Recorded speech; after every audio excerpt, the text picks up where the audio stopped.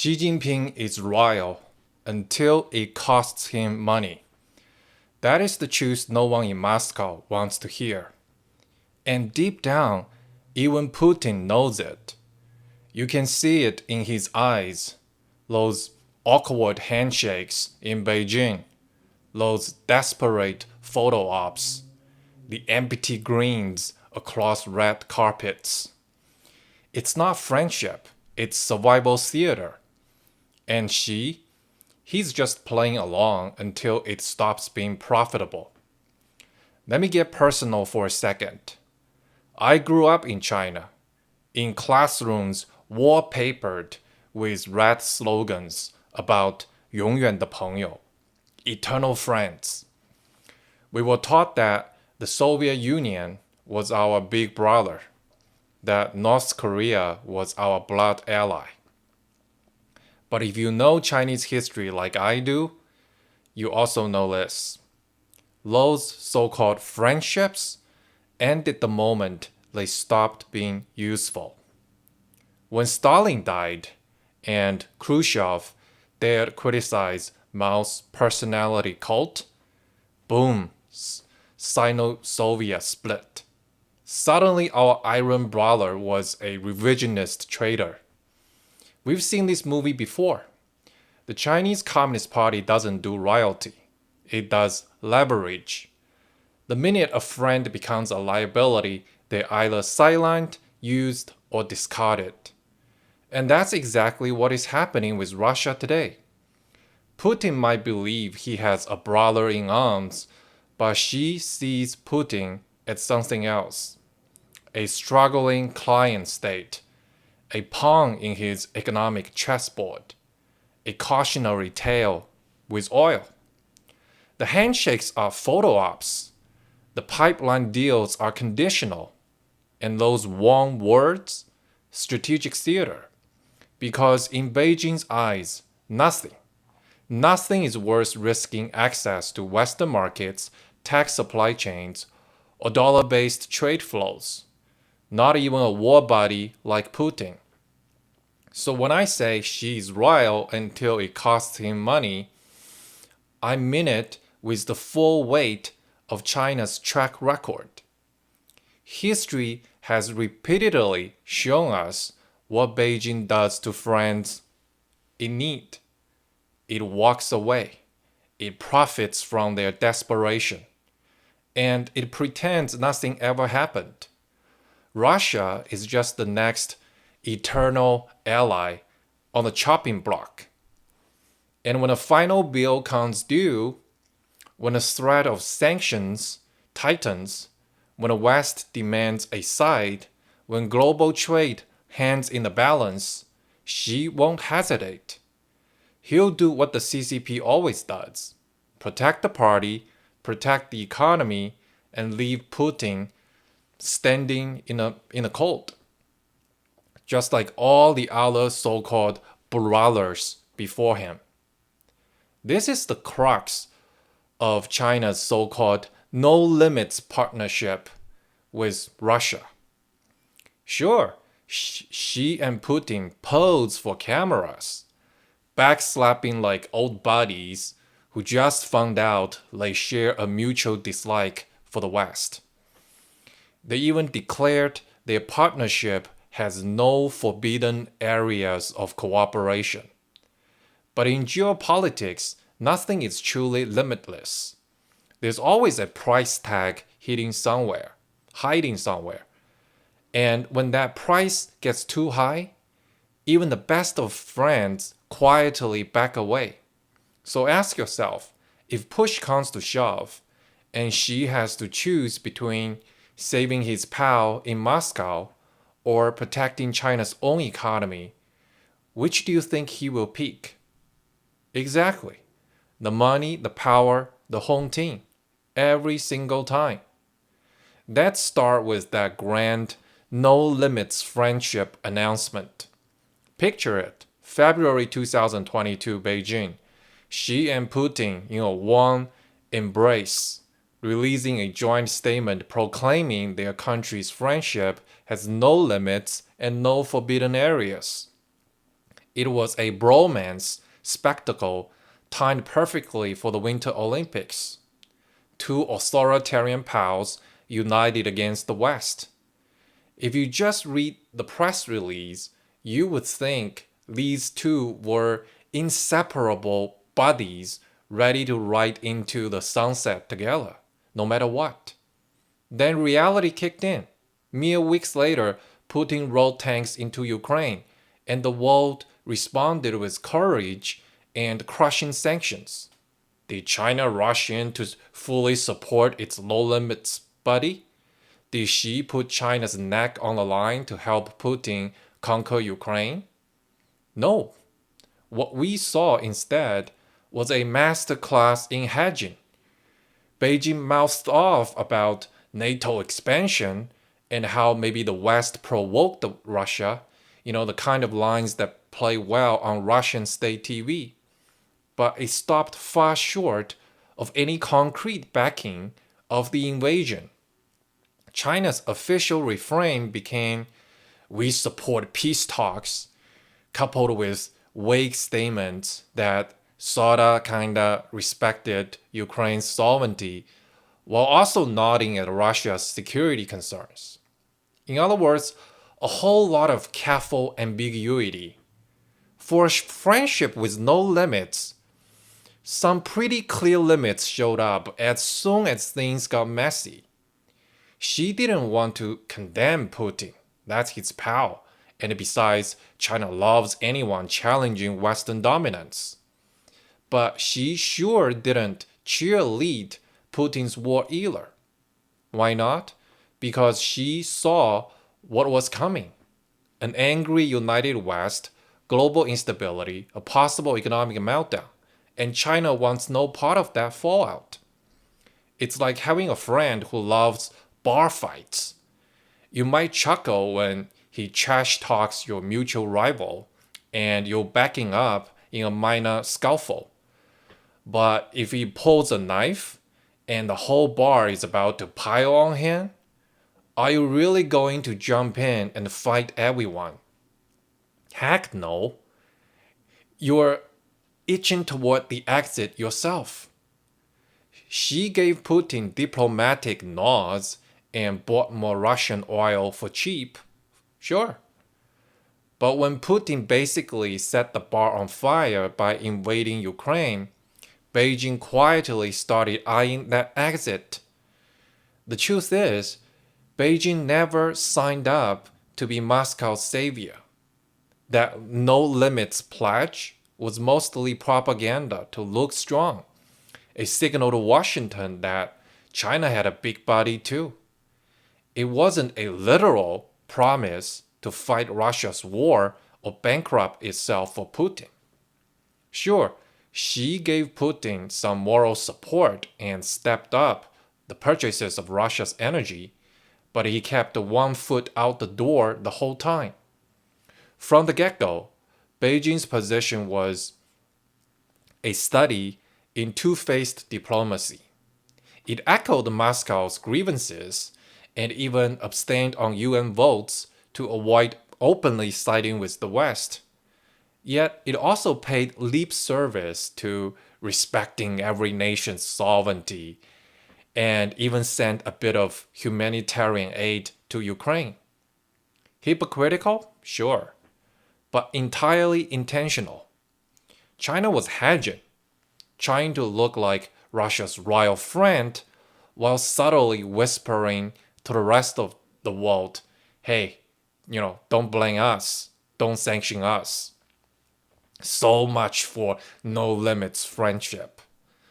The reality is a friendship with plenty of limits, all defined by China's own perceived self-interests. Let's cut to the chase. China cares about China above all. Communist solidarity, anti-Western brotherhood, autocrats sticking together, those make for dramatic speeches and photo ops, but when lofty ideology clashes with cold hard cash, Beijing will choose the cash every time. Xi Jinping might enjoy the geopolitical alignment with Putin in sticking it to Washington, but he runs a country that's deeply intertwined with global economy, and by global I mean rich Western markets that buy China's goods and supply the advanced tech China desperately needs. You think Russia can replace that? Not a chance. Russia's economy is a, minnow next to the whale of the United States and European Union. Even after ramping up trade with Russia recently, Russia accounts for maybe 3 to 4% of China's total trade. A blip. The US and EU combined, well over 30% of China's trade.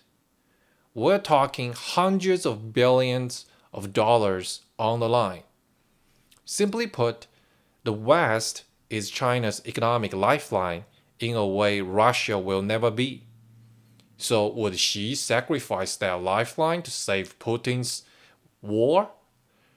Would he jeopardize trillions in trade and invite crippling sanctions on China's own banks and tech firms, all for the sake of helping out his Kremlin buddy? Of course not. Xi is no fool. He's not about to tank China's dream of prosperity and superpower status just to play hero for Putin. Friendship is nice, but survival and success are non-negotiable. For decades, China's rise has been fueled by trade with the West. That's what made China the world's second largest economy on paper, and Xi knows it. He talks about self-reliance, but China isn't there yet. Blowing up those ties by bankrolling Putin's war or flagrantly defying global sanctions would be economic suicide. And Xi is all about survival and success for his regime.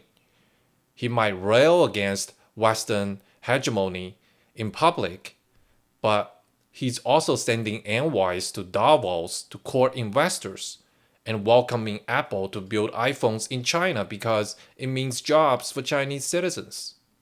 In China, money talks louder than Karl Marx. Does China like having a partner who also pokes Washington in the eye? Sure it does. In an ideal scenario, Russia keeps the US busy and sells China cheap oil, while China gets to sell Russia its smartphones and machinery. A nice little win-win as long as things stay manageable. But if Putin's war starts tanking the global economy or brings Western rest down on Beijing's finances, that win-win turns into a lose-lose real quick. At that point, ideology be damned. China will pivot in a heartbeat to protect its own wallet. Xi isn't going to let Putin drag him into an economic abyss. I like to think of it this way. If there's a conflict between the Communist Brotherhood and the Cash Brotherhood, the cash wins every time in Beijing. Now, let's talk about Beijing's double game of hedging its bets.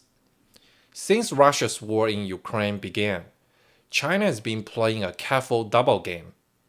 Beijing is straddling a fine line, trying to have it both ways, and so far kind of succeeding. On one hand, China gives Russia just enough support to keep the partnership alive. Chinese media parrot Moscow's lines blaming the West for the conflict, and officials jet off to Moscow to hail an unbreakable friendship. Trade is booming too. China snaps up Russian oil at discounts and ships in extra Chinese goods to replace the Western brands that fled Russia. On the surface, Xi had Putin's back. But hold up, look at the other hand. China is very carefully not crossing certain lines. Notice how China hasn't sent a single high-end weapon to Russia. No tanks, no fighter jets, not even quality rifles. Russia's military is desperate for drones and shells, and China's got plenty of those. Yet Xi holds back. At most, we hear reports of Chinese companies selling some dual-use electronics or commercial drones that might end up on Ukrainian battlefields. But those are deniable, small-scale shipments, not official arms transfers. Beijing is intentionally avoiding being labeled as Putin's weapons supplier. Why? Because that's a bright red line that could trigger Western secondary sanctions or a major backlash from Europe. Xi won't go there. China's even hedging diplomatically. It floated a vague peace plan, and Xi finally phoned Ukraine's President Zelensky, but only after a year of bloodshed, and mostly just to appease Europeans going weary of China's stance. Tellingly, that peace plan never once criticized Russia. It was a fig leaf, meant to show Beijing as a responsible world player without actually condemning Putin. Again, China is trying to calm Western anxieties just enough to avoid blowback, while still siding with Russia in principle. This double gain extends to Chinese businesses too. Some state-owned firms and banks keep trading with Russia, making money where they can. But many private companies quietly hit the pause button when things got hot. Right after the invasion, several big Chinese banks briefly halted transactions with Russian banks. They were terrified of losing access to US dollars. Tech giants like Huawei and Lenovo didn't trumpet any grand exit from Russia, but behind the scenes they scaled back shipments and froze new deals. Beijing basically told them, keep it low-key and don't get us into, secondary sanctions. It's a delicate tightrope. China wants to benefit from Russia's predicament. Cheap energy, a market for Chinese goods, a partner against the US, without suffering the same penalties Russia is facing. And so far, they're pulling it off. Beijing proclaims friendship, buys Russian oil, sells Russia smartphones, but steers clear of anything that would make it a direct accomplice in Putin's war. That right there is hedging in action. A huge factor in China's balancing act is the fear of secondary sanctions. In other words, the US and EU punishing Chinese entities that help Russia skirt sanctions. Sanctioning China would be a whole different ballgame that hurts everyone involved. China's economy is tied up with the West, and Xi wants to avoid that nightmare at all costs. So Beijing is doing everything it can to not trip the West's sanctions wire. Chinese companies and banks have been given a clear message: don't be stupid. In practice, that means don't flagrantly help Russia evade the sanctions on high-tech goods, and don't supply Putin's war machine in any way that can be traced back to China. Washington is watching like a hawk for any excuse to hit China's economy. And China knows it. Chinese businesses got the memo loud and clear. For example, when Visa and MasterCard pulled out of Russia, Moscow hoped China's UnionPay system might swoop in to fill the void, and it tried a little. But many big Chinese banks said no thanks to working with heavily sanctioned Russian institutions. They know getting cut off from the US dollar system would be financial suicide. UnionPay quietly limited its services rather than risk the wrath of Western regulators. Similarly, Chinese tech manufacturers now vet any Russia related sales very carefully. They would rather miss out on a deal than end up cut off from critical Western semiconductors for their products. Sure, some Chinese companies are happily grabbing market share in Russia now that the Western competitors have left. You see Chinese cars flooding into Russia, for example. But notice how they're doing it. They sell through middlemen, price everything in yuan or rubles, and avoid sinking big investments into Russia. So, in a way, they're just opportunistic, but with an escape hatch. Publicly, Beijing rants against the illegal Western sanctions on Russia, but privately, it wants its own businesses and bankers do not get caught on the wrong side of those sanctions. That is a red line. They watched the US cripple Huawei with sanctions a few years back. They know Washington would love an excuse to smack down a Chinese bank or tech firm that's aiding Putin. So they play it safe. Putin might have imagined that his no limits friend would bail him out of economic isolation. But the reality is, most big Chinese players are shaking their heads, saying, we're not risking it. To Beijing's giant state banks and corporations, Russia is looking more and more like a toxic asset, one that only the smaller, more desperate Chinese companies will touch with a 10-foot pole. Everyone else is staying away from the truly sketchy dealings. All this shows one thing crystal clear. When it comes to money and global markets, China is scared of crossing the West. She will bend over backwards to avoid a direct confrontation that threatens China's own economic engine. Supporting Russia is fine, but only up to the point where it doesn't hurt China's bottom line. At the end of the day, Xi and Putin's relationship isn't about brotherly love. It's about realpolitik and mutual convenience. In international affairs, there are no true friendships, only interests. And China's interest is to rise to the superpower status without derailing its economy. Russia can help with that as a partner of convenience until it can't. Beijing sees Moscow as a useful sidekick in pushing back against US influence.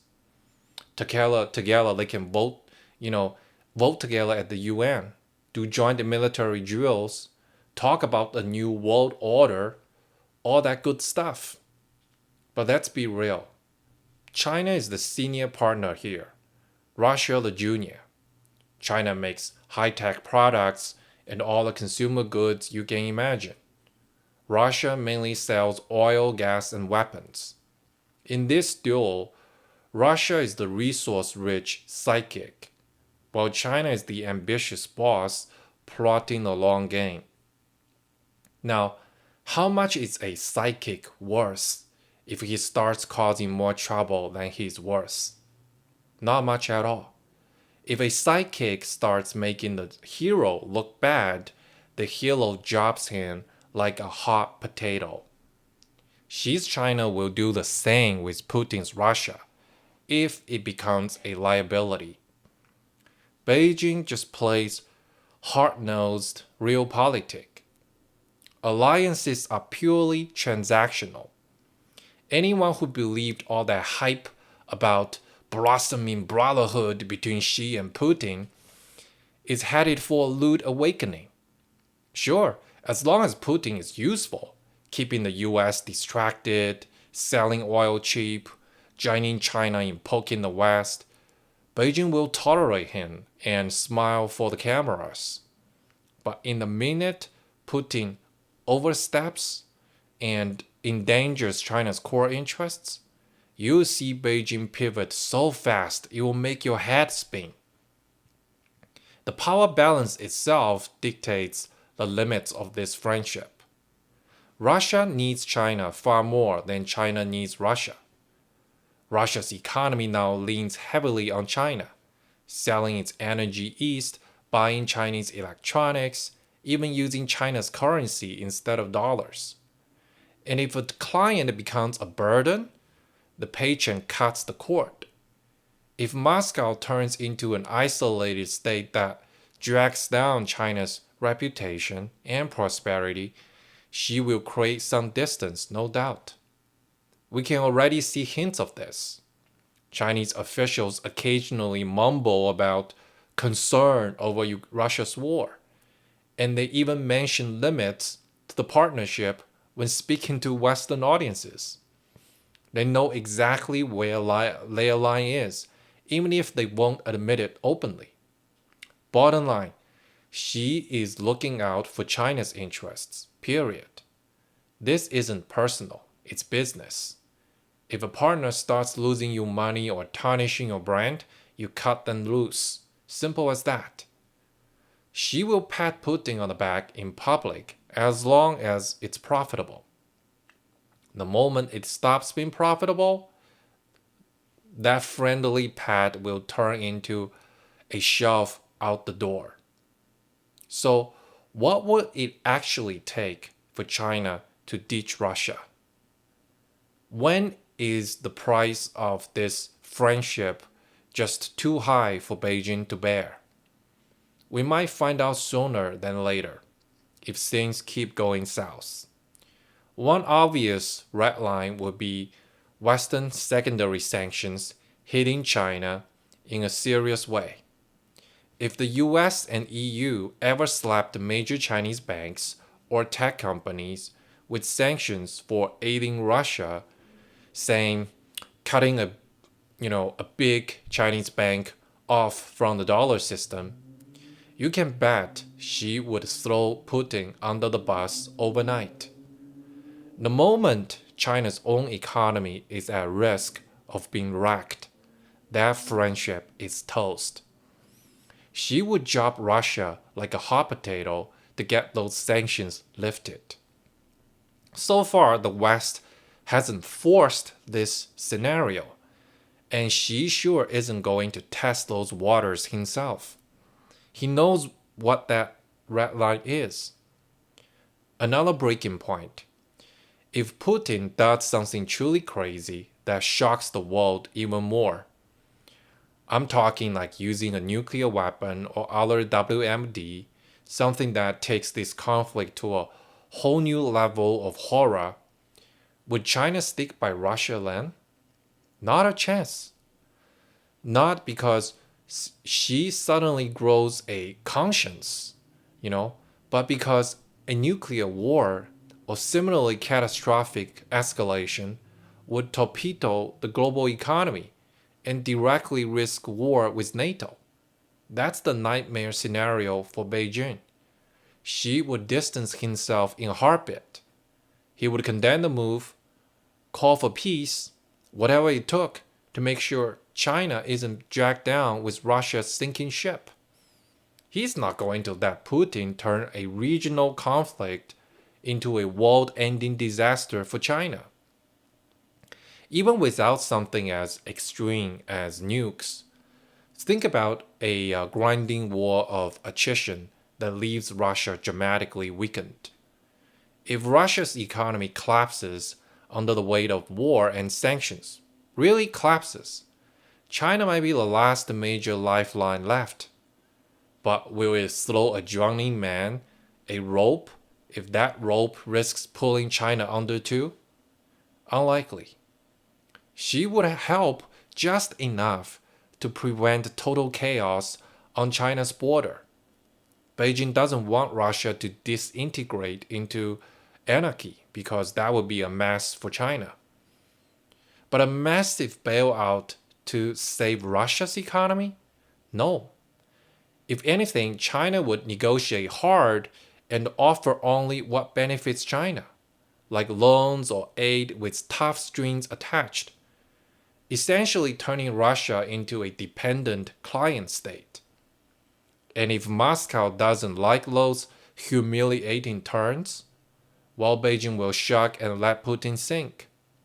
In fact, you better believe Beijing will be waiting to act like a vulture circling a dying beast, snapping up cheap oil contracts, mining rights, or strategic favors from a weakened Russia. China would rather swoop in for bargains from a fallen friend than spend blood and treasure keeping that friend alive. Sure, having a friendly regime in Moscow serves China's interests, but not if that regime becomes a giant liability.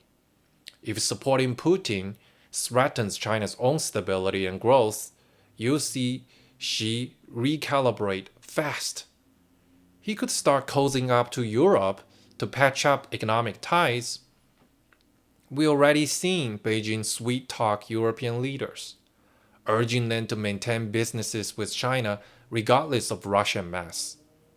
He could also quietly prepare for a post-Putin future, reaching out to other Russian elites or planning how to deal with Russia if Putin fails.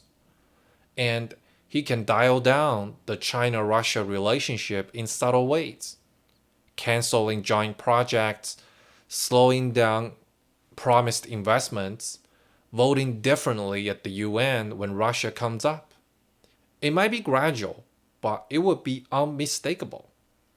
China distancing itself from a toxic Russia. At the end of the day, Xi's calculus is that simple. If Putin helps China's rise, he's a useful partner. If Putin hinders China's rise, he is a problem. And problems get cut off. Xi will not hesitate when the moment comes. He is loyal until it starts hurting him. So yes, China and Russia are buddy-buddy for now, exchanging smiles and pledges of cooperation. But the second this friendship threatens to sink China's ambitions, Xi will kick the life raft away. No matter what the flowery propaganda says, self-preservation comes first for Beijing. And honestly, can you blame him? Would you sacrifice your kingdom for a buddy who keeps starting fights? Xi won't. He'll play the power as long as it suits him, but when the price of that friendship gets too high, he will walk away without a second thought. That is the real no limits truth. There are no limits to how far Xi will go to protect China's interests, even if it means abandoning and betraying Russia.